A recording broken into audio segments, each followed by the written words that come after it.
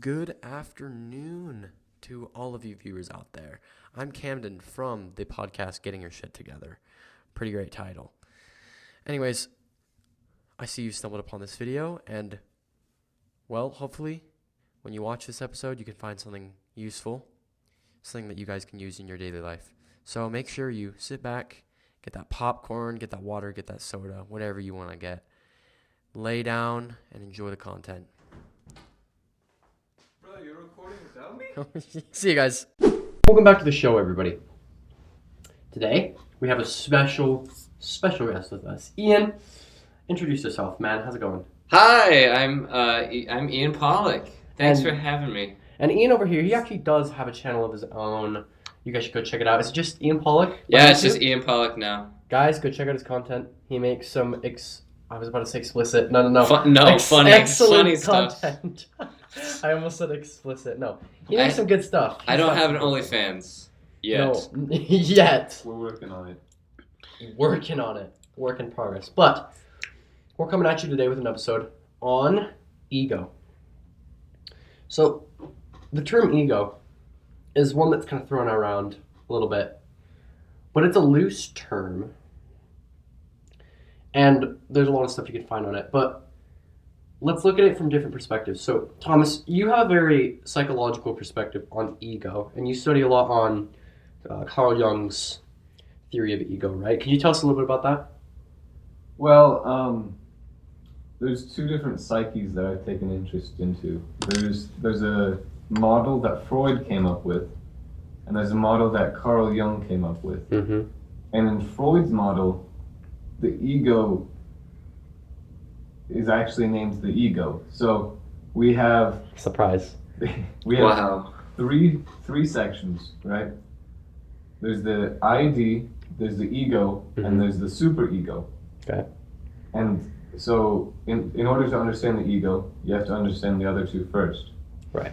The ID is your instinct. That's what you naturally want to do, like that goes against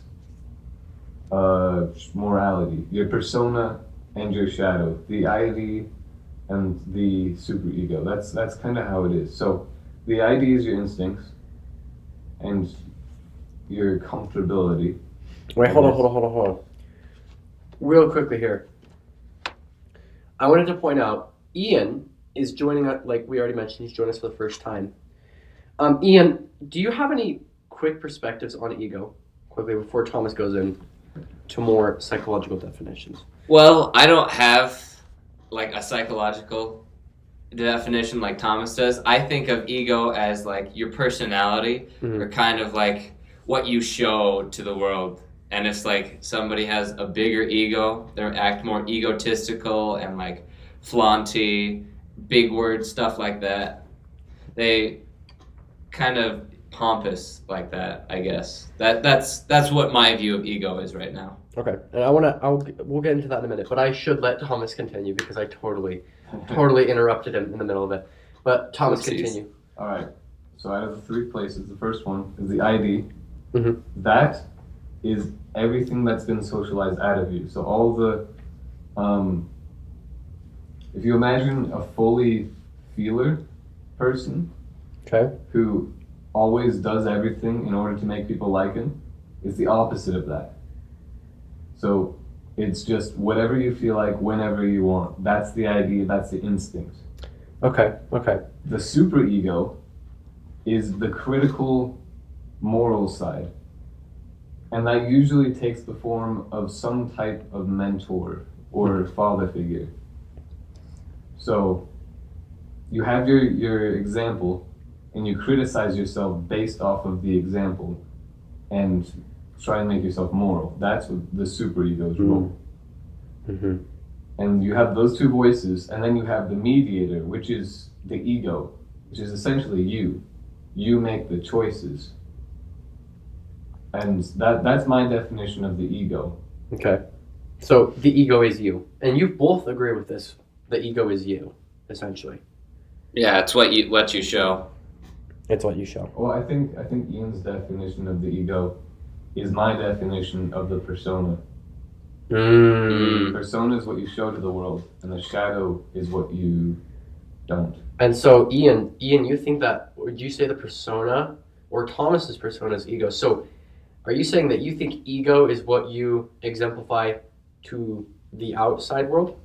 From what I've gotten, yeah, that's what I think ego is. Okay. So I have a very, very different take on ego because a lot of you guys, well, you both correlated it to personality, and I would agree with that in a sense. But there's a good book. There's a good book called Ego's the Enemy, Ryan Holiday, and I've read that. I've thought about it, applied it to my life, and personally, I agree with the title completely. I think ego is the ultimate enemy. I think it is the worst part of the inside of you. And I think in every situation, it will try to hinder you in some sort of way. I think it's basically a complete negative. I have a very, I guess you could say, extreme view on this. But I think ego in every sense of life will be your downfall if you let it overtake you. So I'll get into this. With ego, you guys both were talking about personality. You guys think it has to do with your personality. But I think ego is ego is the voice that tells you you are of X or Y status, even if you haven't done anything to accomplish that. Or ego can even be, well, it's usually mostly associated with a net positive. So let's say you lose at something, you fail, right? Let's say you fail at something. Ego voice is going to come in and say, biases. I think it's also heavily correlated biases. It's like, it doesn't matter. We're better than them anyways. They just got lucky, like stuff like this. Or if you win, if you succeed, the ego comes in and says, what did I tell you? I was better than these guys. I am higher in skill. I think what ego does essentially is it distances you from other people. That's what I think ego is in itself. I think it's a force that, it has good intention because it's trying to make you, top dog. But I think what ego does, the reason it's so bad is because it distances you from other humans. When you start to think of yourself on this pedestal, you're only thinking about yourself and not others. When you do that for an extensive period, you start to distance yourself from other people. So that's why I'd say ego is related to the persona. Well, it can be part of the persona. It's more related, in my mind, to one's consciousness, one's thoughts. I think it kind of interrupts your thought processes and it dissolutes, it distracts you. So that's what I'd say ego is. That definition is, I think that what you just explained was narcissism. On a whole. And I think that ego and narcissism they can be correlated. I think if ego, because everyone has ego, and it's a very difficult thing to suppress. So I think if someone has a difficult time not being able to manage their ego, that is where narcissism stimulates. It's where it comes from. So if the ego, I think of it like a plant, right? So it's like weeds. You have to continuously kill the weeds and they'll grow back. But if you don't take care of the weeds will grow and overpower you. And so you just get this massive weed. That is narcissism. That would be my thoughts on that.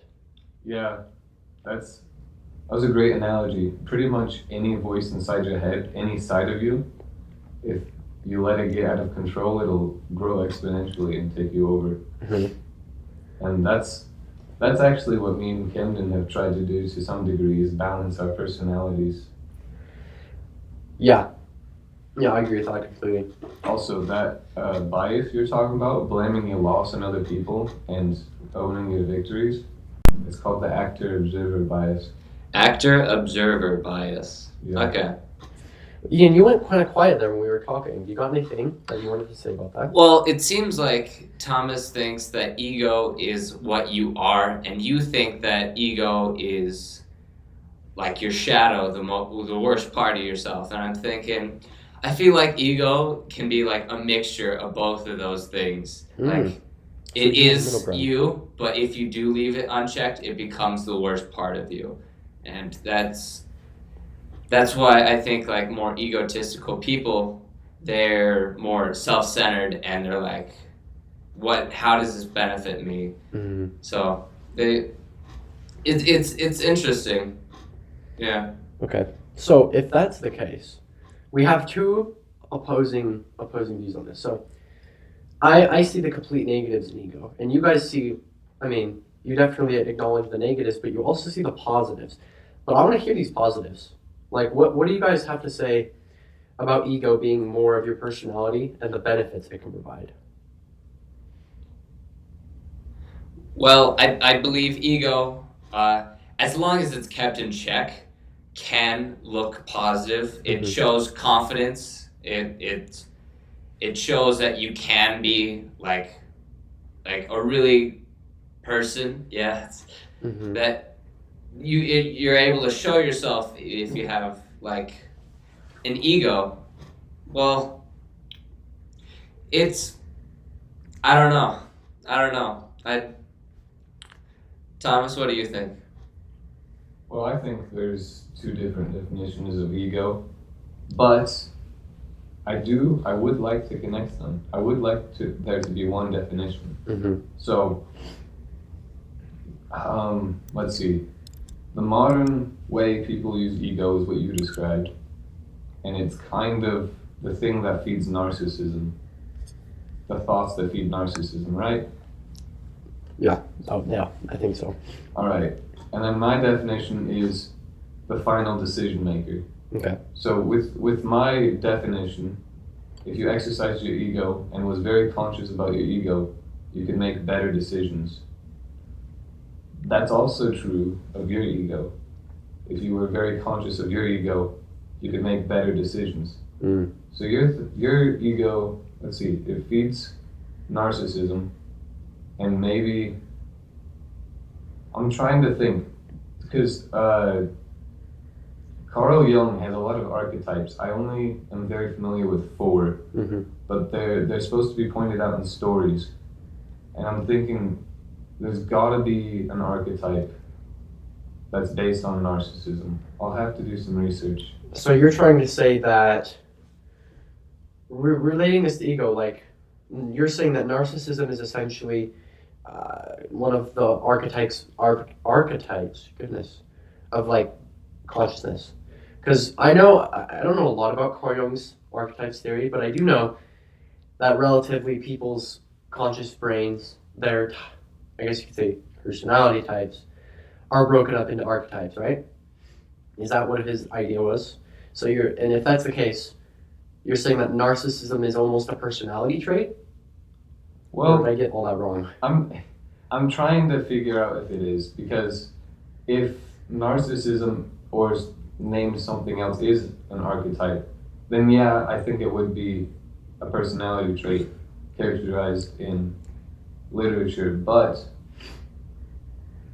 the idea of the Jungian archetypes with the shadow and the persona, those are just characterized ideas in literature. You have people who have given into their shadow, which are probably, I don't know, drunk in the bars, and they're just the worst people ever. And then you have the persona, which is the people who just agree with everyone else. So it's like the nerd that goes with your jock bully, the suck up and push over. Right. Well, here's the thing that I wanted to add to that. If narcissism is an archetype, I don't know if I agree with that, because I think narcissism is something that comes up and is something that can go away. And we go back to my my little metaphor with the weed, right? Ego is like the weed, not the drug. But like a weed that grows, you need to control it. Otherwise, it grows out of control and it controls you. So if narcissism was an archetype, that means that it's establishing that one who has narcissism will continue to have narcissism till the end of their days because that's their established personal archetype. But I think that narcissism is something that can come and go within a person's lifespan if they know what to do about it. There's people who are narcissists till the day they die, and there's people who are narcissists who change that. And I think the reason they change that is because they're able to become more self-aware of the fact that their ego is present and it's dominating them. And so they learn to control it and they learn to suppress it. They learn to be more humble, have more humility. And so when that occurs, the ego is suppressed. The ego is kind of put away for a little bit. They're able to think more clearly, and narcissism starts to fade off. So I don't know if narcissism would be an archetype if that's the case. Well, that's what I was trying to say about archetypes. They're not all within us all the time. Oh, they're not permanent. Our ideas of archetypes, mine and yours, are a little bit skewed. Okay. Because the people, I made the model of the person with the shadow, who is the shadow, and he's like the bully. He just does everything based off of his own personal whim, and he's like strong and aggressive. And you have the nerd that goes with him, and he's super agreeable. He's a suck up, and he just does whatever anyone else says so he can be liked. Okay. The nerd has no shadow, and the bully has no persona. Okay. So if the biggest problem with narcissism being an archetype is the shadow already has narcissistic traits. Right. So they'd overlap a little bit. And I don't think two different categories should overlap. Mm-hmm. I don't like it. that's No, my it makes personal sense. opinion. Yeah.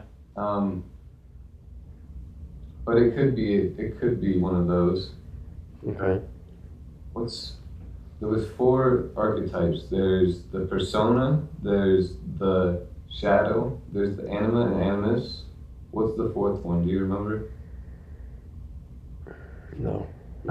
It's not. No, it's not coming back. Wait, so what you said, the shadow, the mask, the anima, the animid? Yeah, the anima / animus is one archetype. What archetype?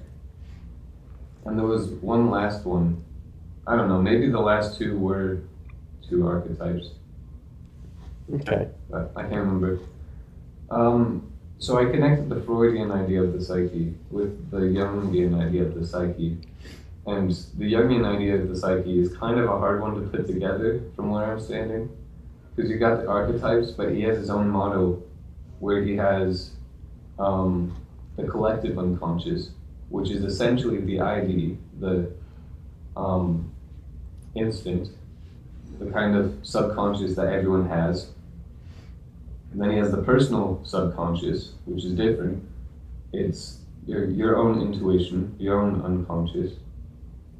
And then I think it has the ego, which is your conscious. So back in 1800s Europe, they believed that ego was the thing, your consciousness, the thing that made decisions. So I guess I'm trying to make a connection here. To connect this idea of the ego to your idea of the ego, if you're always making decisions because you believe your decision making is better than everyone else's, that's an overactive ego, an inflated ego. Okay. And you get narcissistic. I see. I'm proud of that connection. So you're saying, okay, it's wrapping around my brain right now. So you're essentially saying that the original Use of ego. the original use of ego would be the decision-making process. And so in the sense of ego being narcissistic, that's when there's too much of the ego involved. That's where narcissism comes from. That's what you're saying? Yeah, and Okay. in order to not have the ego involved, I guess, in a Jungian sense, you'd have to have the personal unconscious and start making decisions, Mm-hmm. which is, that's actually an interesting concept. Because if the ego is what makes decisions, and you can't let it make too many decisions, what do? I see what you're saying. Well, what you do is you make less decisions, when in actuality you're actually handing off decisions to your personal unconscious. So if you make less decisions but still move forward, so imagine you go throughout your day and you are conscious of every decision you make. A lot of the times you have to make decisions for other people in order to keep yourself moving. Mm-hmm. But if you let other people make the decisions, or navigate it with your intuition, I don't know what that looks like exactly, then your ego goes down a little bit. So what if I throw this curveball at you? Uh-oh. There was this idea that I looked into a little bit, well, heard of, and it's what people refer to as committing ego death. So I refer to ego being the complete enemy, and there's a lot of people who stand by this point. And then there's the idea of people who commit ego death, where they try to eliminate the ego in its entirety. So if we're going off of your definition of ego, that's basically just becoming a mindless husk. Yeah. So that wouldn't work. So that means ego death would have to be, the perception of ego would be a little bit different. So an ego death, I'm thinking this, so take it with a grain of salt. I think what ego death would be is essentially embracing the most humility at any possible perspective. So I feel like almost a true ego death means for a person to almost not involve their opinion. Actually, that might be wrong. I was going to say not involve their opinion at all, but that's not a good thing, because if you don't involve your opinion, you're not going to get corrected. And you'll end up without an opinion. Yeah, you either end up without an opinion, or you'll think that your opinion is the right opinion, and no other opinion can, be better. And then that right there wraps us right back around to ego being the most powerful. Yeah. So I should look into that a little more, whatever ego death could be, because I don't really know anything about it. Well, a lot of it depends on your definition of ego. Definitely.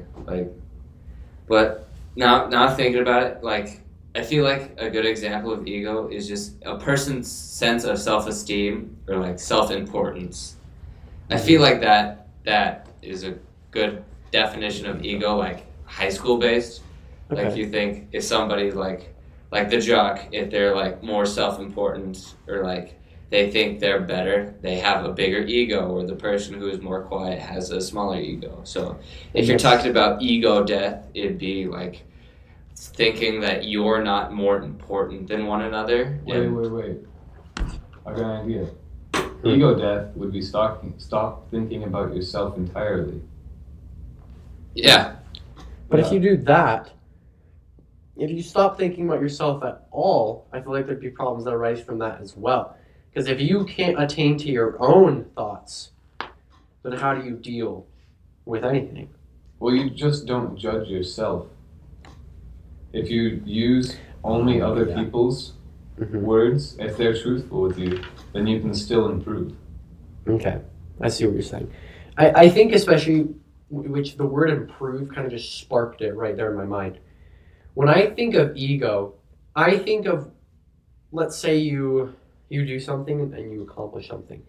When I think of ego being the major enemy, I think of it as, let's say you do something good, and then you start to view yourself as hitting the highest point you can, which is where you can't make progress, right? You've just single-handedly halted yourself from doing anything greater, becoming any better. You've single-handedly flatlined your progress. It's just going to stay there, right?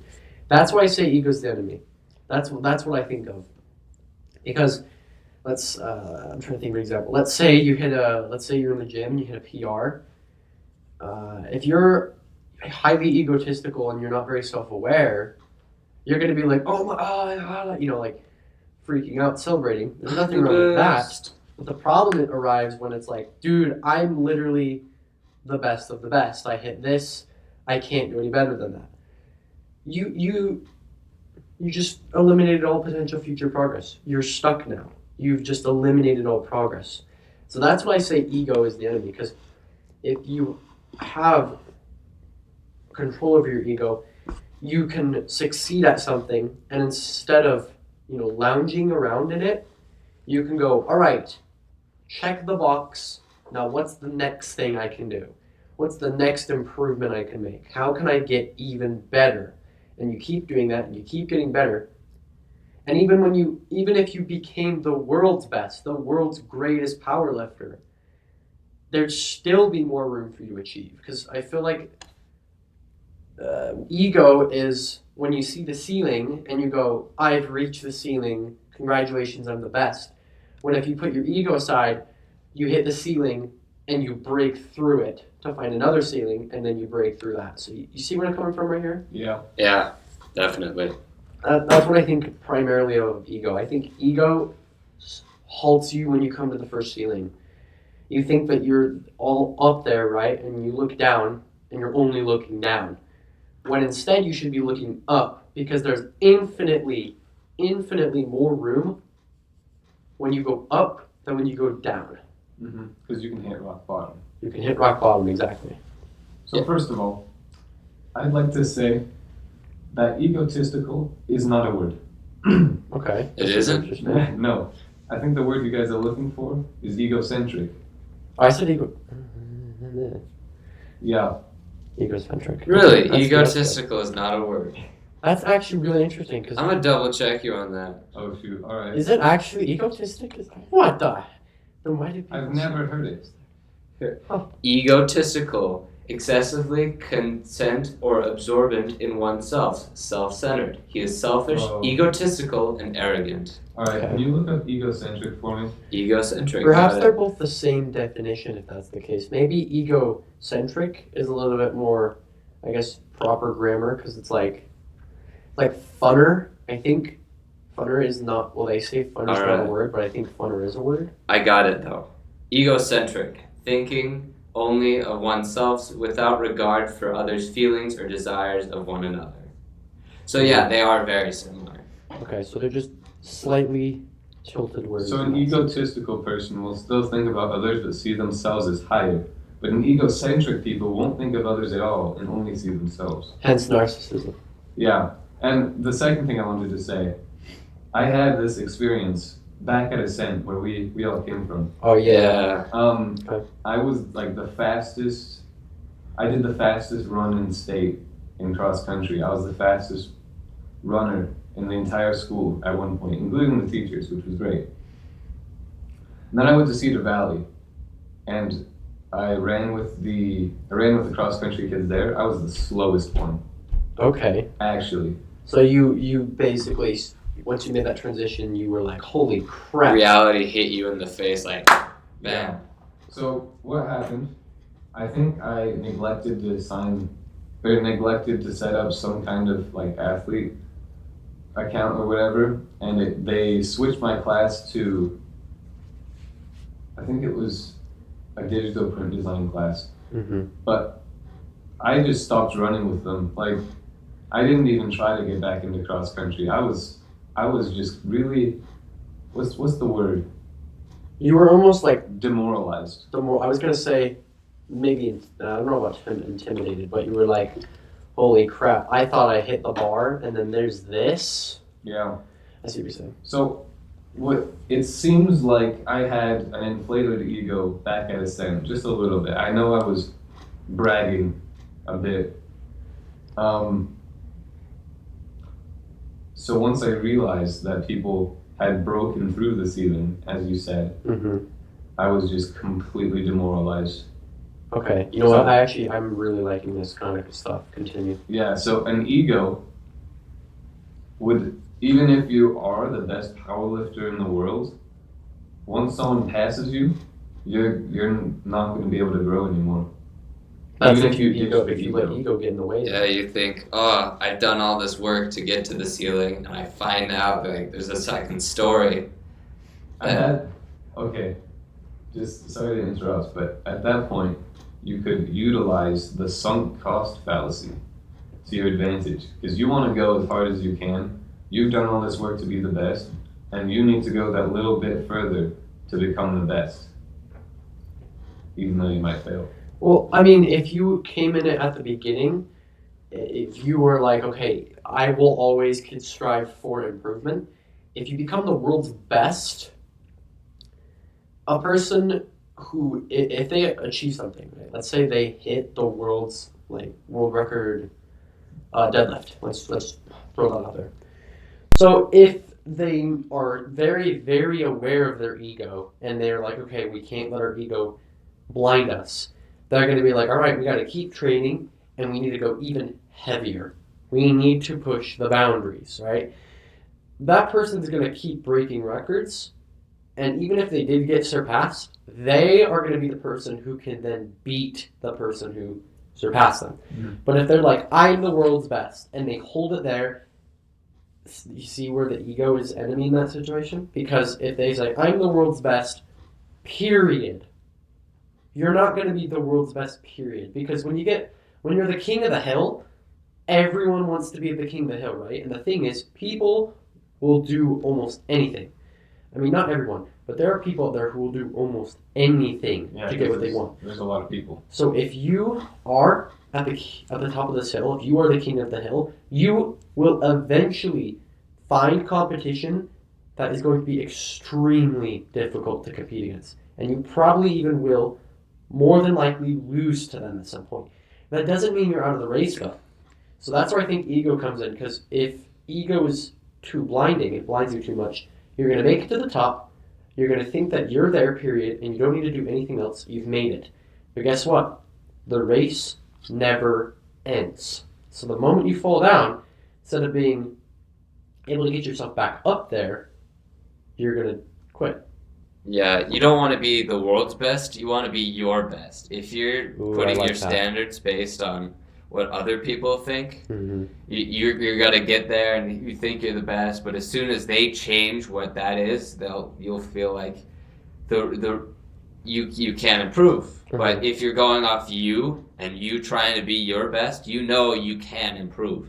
And you can unintentionally break these ceilings if you're going off of you instead of what's around you. You know, I actually really like that.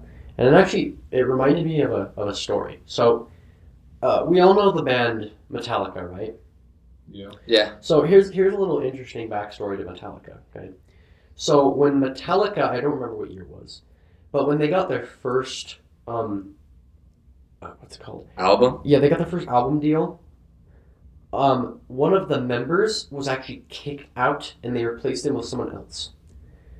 The member who was kicked out was so enraged that they went on to make their own band. This band actually, I don't know if you've ever heard of this, but it actually ended up becoming successful. He got his own stuff, his own record deals, all that stuff. He made millions. And his band was called Megadeth, which is it's a heavy metal band, right? So the thing about him, though, is he's been interviewed, and he is still as unhappy as he was when he was kicked out of the band. Why?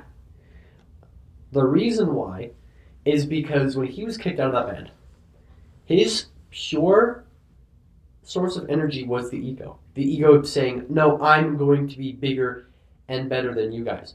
And even though he made success, he obviously wasn't as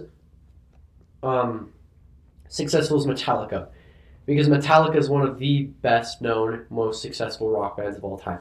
But his band, his thing, Megadeth, was extremely successful because it still racked cash in the millions. He still had hundreds of thousands of fans. He still got all of this on stuff, and he was living the life of a rock star, but he was still enraged and unhappy. Yeah, he's carrying a bag of rocks. That's what he's doing. Yeah. So that he lived the rock star life. He is living but he was still so unhappy, and it's purely because the only reason he was motivated to do all that was because of his ego. So his ego affected his motive. It affected his motivation. And in everyone else's eyes, he would be a success, right? In his eyes, he was still a failure, and he was still mad. because of the ego. It was so blinded. There's an idea out there that there's 3 dimensions: height, length, and width. Nice. And then you have 1 dimension of time. In the first 3 dimensions, you're one person. But when you add the dimension of time, you become a community of people. From moment to moment, you're a different person. And with what Ian said, you want to be your best self.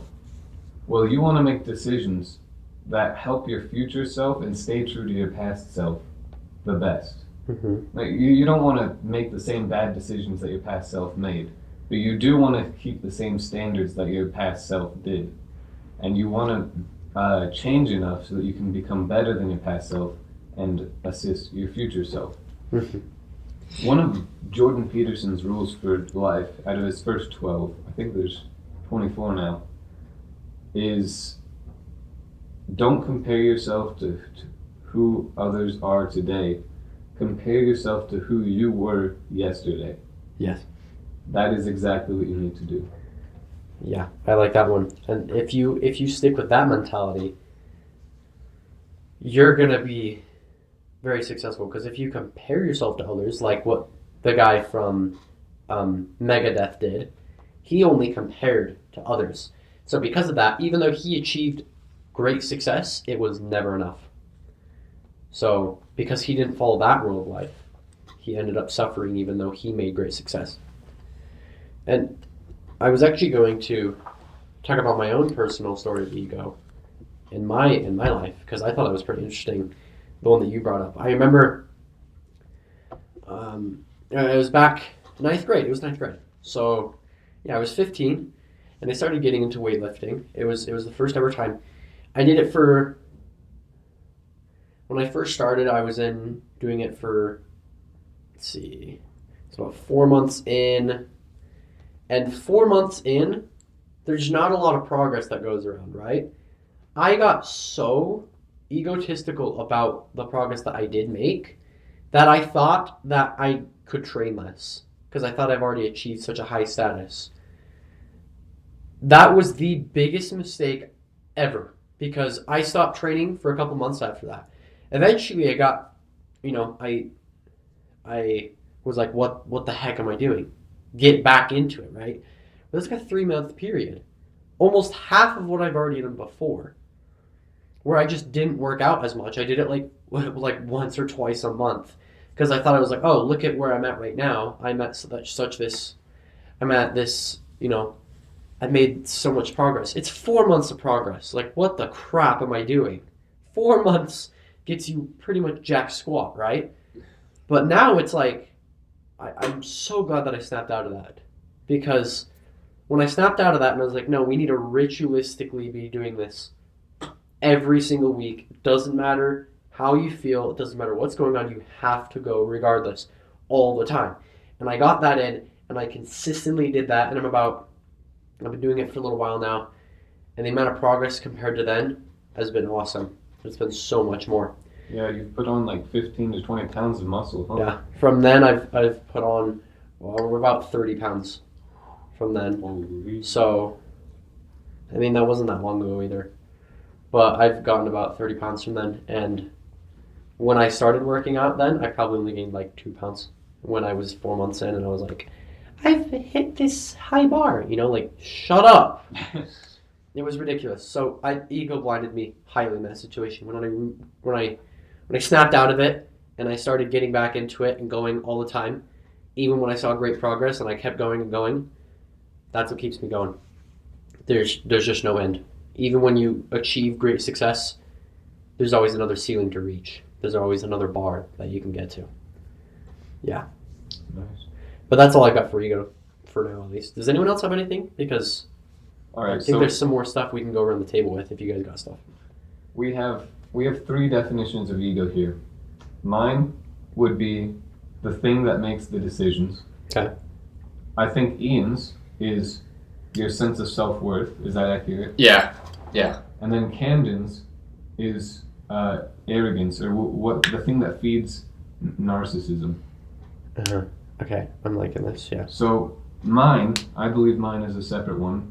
We've tried to connect it, but that little curveball you had, it destroyed the connection. We have two different definitions at least. But can we connect Ian's and Camden's? I feel like Camden's is just an extreme of mine. If you like have like a lot of self-righteousness or self-importance, you'll eventually get to Camden's definition of ego. So my version of ego in my mind is a balance. It's a scale. You have to stay balanced. That's the connection I see between mine and Camden's. Mm-hmm. I And see how what we you're saying. talked about ego death, and Camden's results of ego death, they seemed kind of little bit blurry, but it's completely ditching ego altogether. And Yeah. with your definition, that would be ditching arrogance and ultimately narcissism, given that nothing else feeds narcissism. Yeah, my idea of committing ego death would be tossing arrogance and narcissism out the window and embracing pure humility and humility and humbleness. If we apply that idea to Ian's definition, then it would be, Ian's definition was your sense of self-worth. Yeah. So if you just, ego death would be getting rid of your sense of self-worth, Uh-huh. and you get rid of, you just stop perceiving yourself, I guess. Or perceiving yourself, judging yourself, that's the word.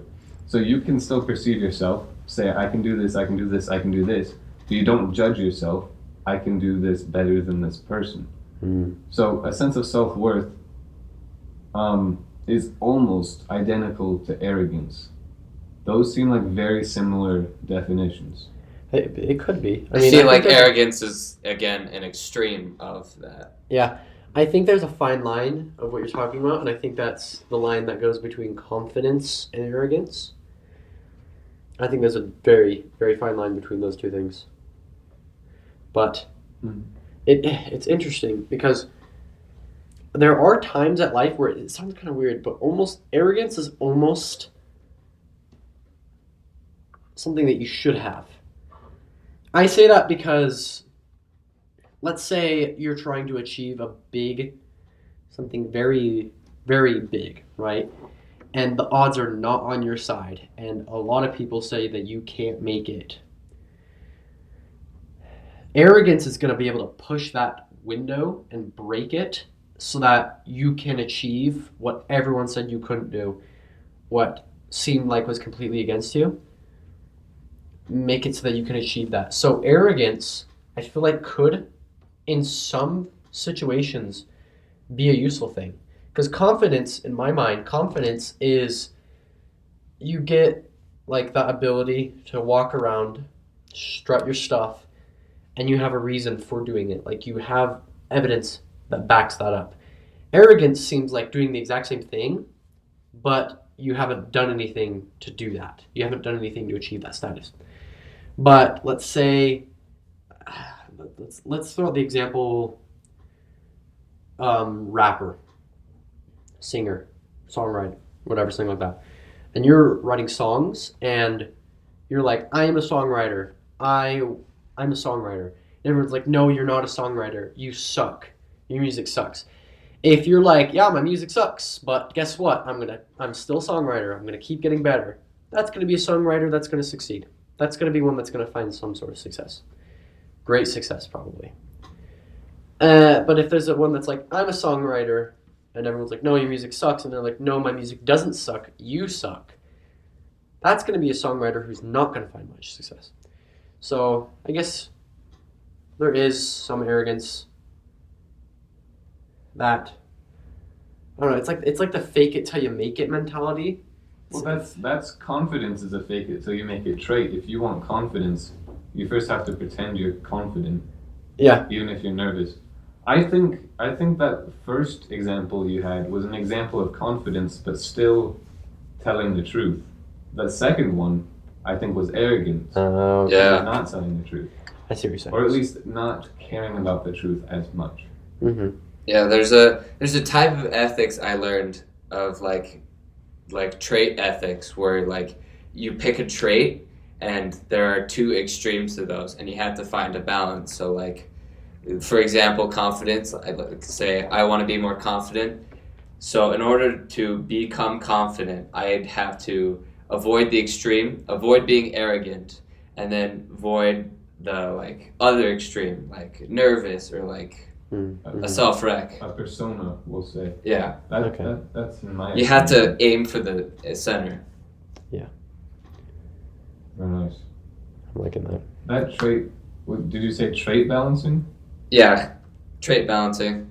I don't know the exact definition. It's a type of ethics Nice. where it's like, Well, I think that's exactly what me and Camden have been trying to do. I started out, I think naturally, I guess it could have been nurtured. I started out as a child being a really go with the flow guy. I think I was more of a feminine type because it's a feminine trait, agreeableness. I was really agreeable.